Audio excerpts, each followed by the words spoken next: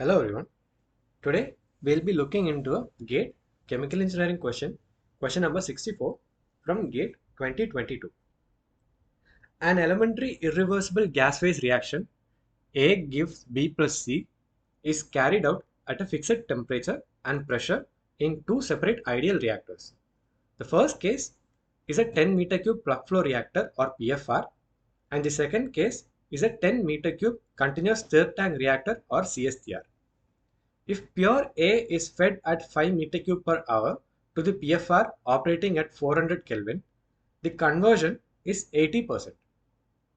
If a mixture of 50 mole percent of A and 50 mole percent of an inert is fed at 5 meter cube per hour to the CSTR operating at 425 Kelvin, the conversion is 80%. The universal gas constant R is equal to 8.314 joule per mole per Kelvin.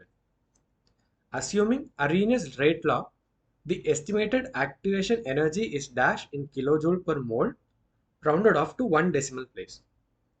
So this is a question from chemical reaction engineering, and the reference for this question is available in lectures 14, 17 and 24, Chemical Reaction Engineering 1, Homogeneous Reactors by Professor K. Krishnaiah, Department of Chemical Engineering, IIT Madras.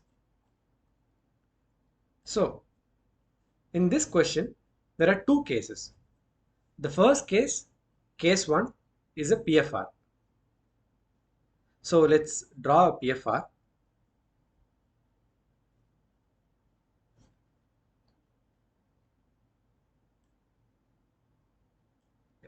So, we have a PFR of volume 10 meter cube with initial flow rate as 5 and the conversion given as 0.8.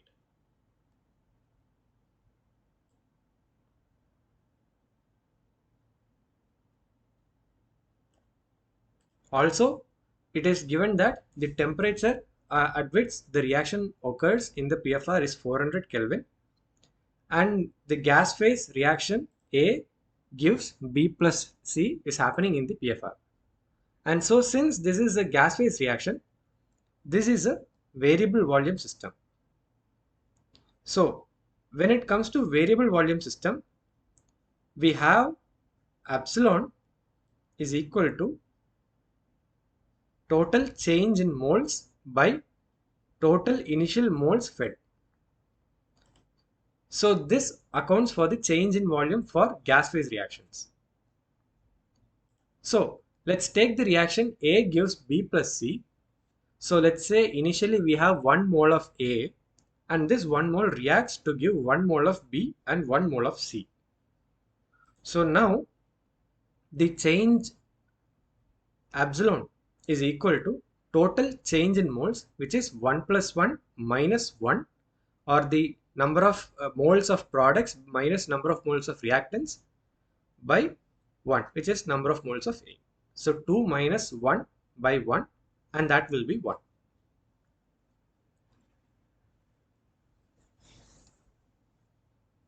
Now let's move on to the next case, case 2, and case 2 is CSTR. So let's draw a CSTR.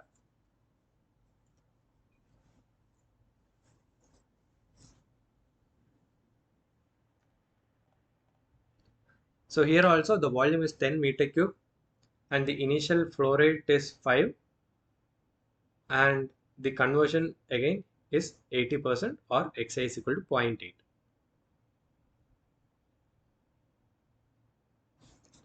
So here the reaction occurs at 425 Kelvin.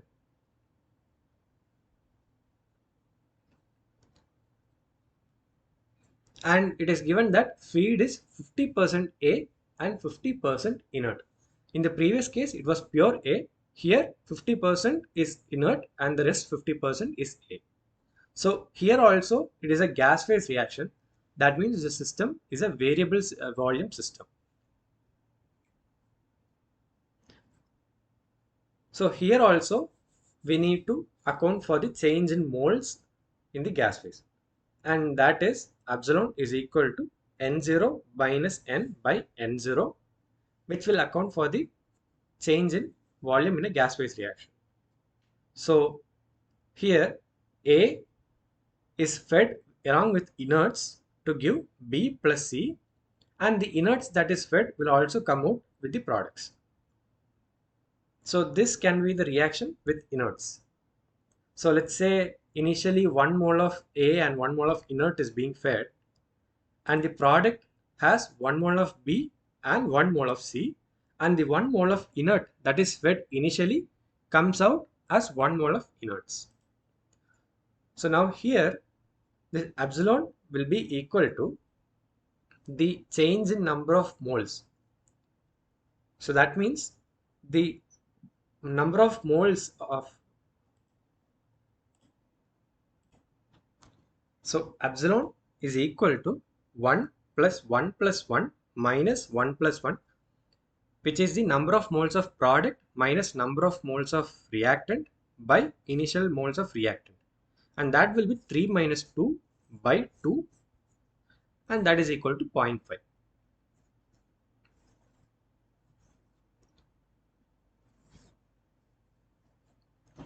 So in the question, what they have asked us to find is that, assuming Arrhenius rate law, we need to find the estimated activation energy. So by Arrhenius law,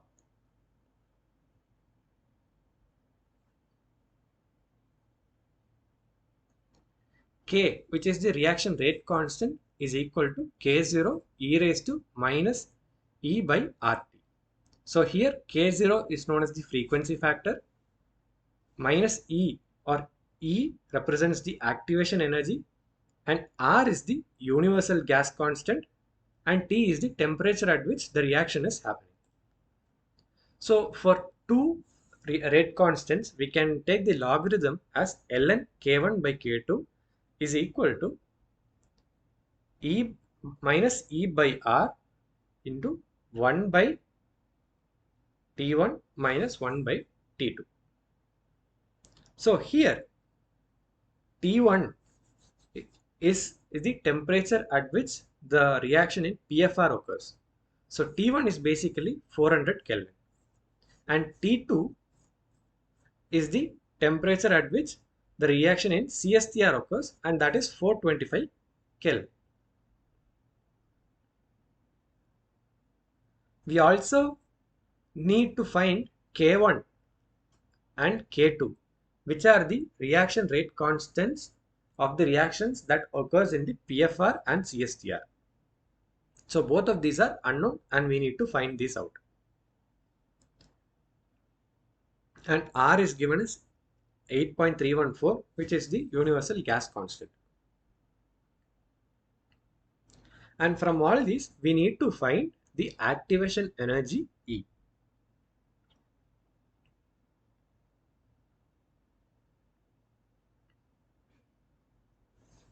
So to find K1 and K2, we just equate the design equations for PFR as well as CSTR, and we just substitute the values that is being given for us. So let us move to the first case, PFR.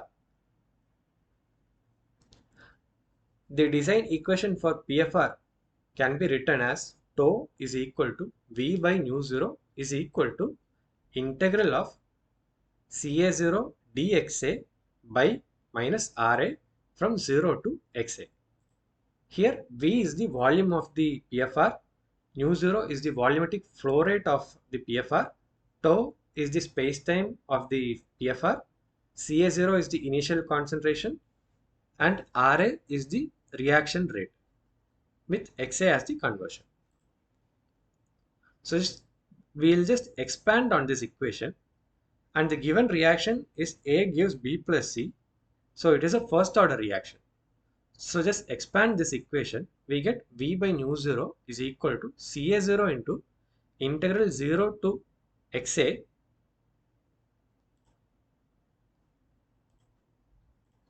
dxa by minus Ra.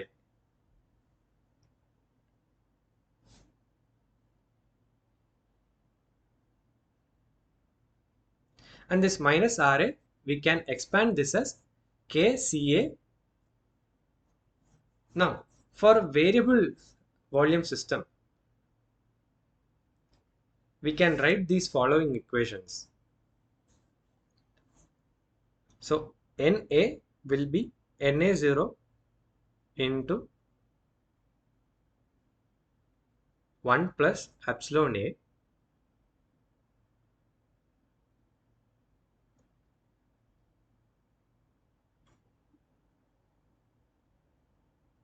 and V can be written as V0 into 1 plus epsilon A XA, where V is the final volume and V0 is the initial volume.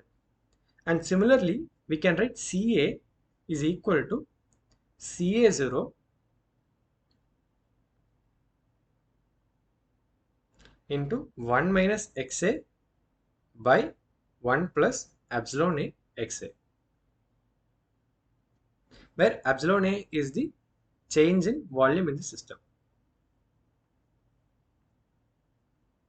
So now we just have to substitute for this Ca in the design equation of PFR.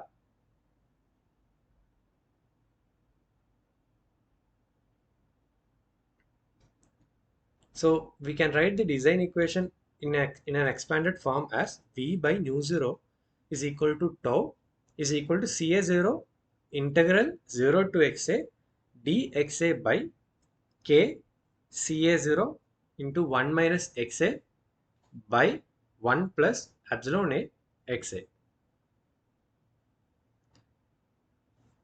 So we just try to simplify and expand on this equation, and we'll get V by nu 0 is equal to Ca0 into integral of 1 plus epsilon A Xa by K Ca0 into 1 minus Xa dxa from 0 to Xa.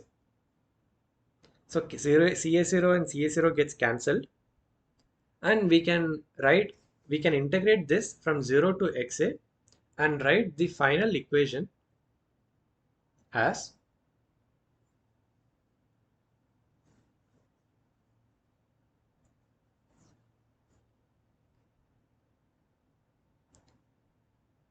K tau is equal to K V by nu 0, that is equal to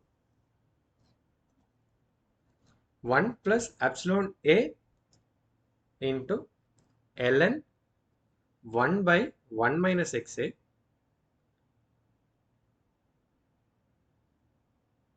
minus epsilon A Xa. So we have all the values here except for K. Just substitute all the values here and we can find K or K1 as 1.2. So K1 will be 1.2 when we substitute all the values and just solve this equation for the value of K. So K1 is equal to 1.2.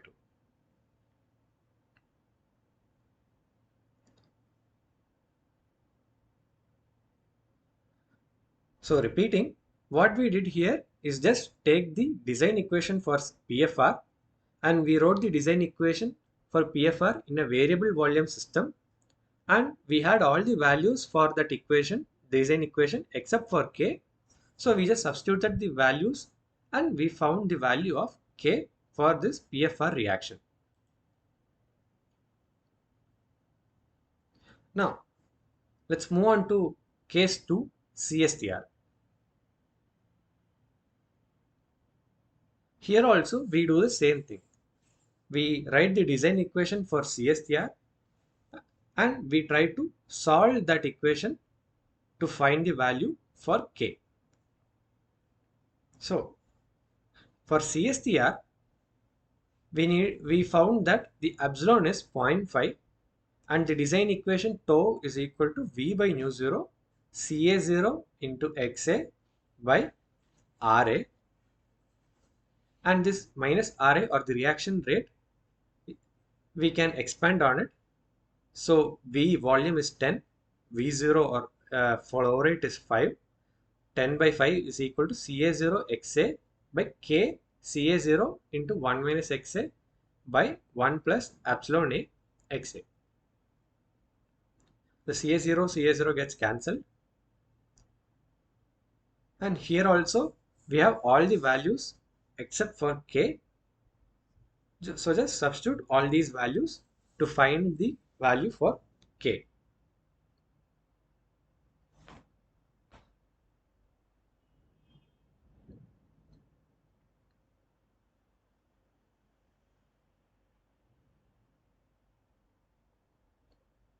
So K will be equal to, by rearranging this equation, we can write K is equal to 5 by 10 into 1 plus 0.5 into 0.8, which is 0.04, the whole by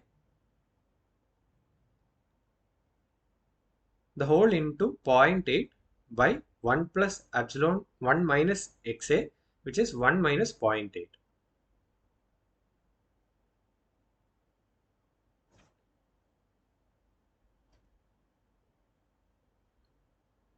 So just simplify this equation. K is equal to 5 by 10 into 1.04 into 0.8 by 0.2. Doing this arithmetics, we will get K is equal to 2.8. So this is the K for CSTR. So basically K at 400 Kelvin is the K from PFR equation, and that we got it as 1.2. And the K here is K CSTR or K at 425 Kelvin, which is 2.8. Now we go back to our Arrhenius law. Ln K2 by K1, or here it is K 400 Kelvin by K 425 Kelvin, is equal to minus E by R 1 by 400 minus 1 by 425. So we have all these values here. We have the value for K 400 and 425 Kelvin. We have the value for R as 8.314. Just substitute all these values here and expand this equation, and we can find the value for activation energy.